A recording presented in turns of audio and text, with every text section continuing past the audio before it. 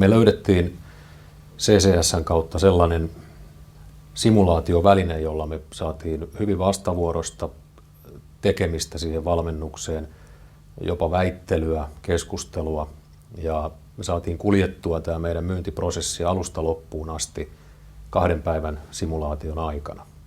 No, tässä simulaatiotilanteessa oli helppo roolittaa myyjät ja esimiehet. Esimiehet oli tukemassa sitä myyjän projektitekemistä. Myyjä oli projektivastuullinen henkilö asiakkaan suuntaan.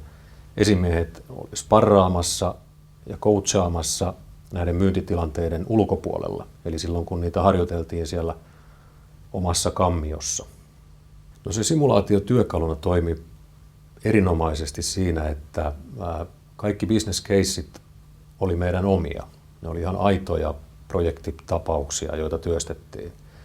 Toinen hyvä juttu oli se, että harjoitellessa, kun tilanne saatiin hämmästyttävän oikean kaltaiseksi, ja sanotaan nyt, että meni vaikka vähän pieleen siinä harjoituksessa se myyntitilanne, niin se voitiin ottaa uudelleen.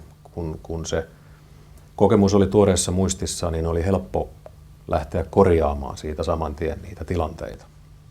Mä oon ollut tyytyväinen siihen, että yhteistyö on sujunut todella hyvin. Ollaan tehty vaikeita ja vakavia asioita. Kommunikaatio on kuitenkin eteenpäin myyntiorganisaatiolle ollut sujuvaa ja ymmärrettävää. Ollaan osattu palastella ne asiat semmoisiin kokonaisuuksiin, että me ollaan jatkuvasti menty suunnitelman mukaan eteenpäin. Ja tämä ei ole ollut mitenkään ryppyotsaista touhua, että tässä on menty kuitenkin ilon kautta.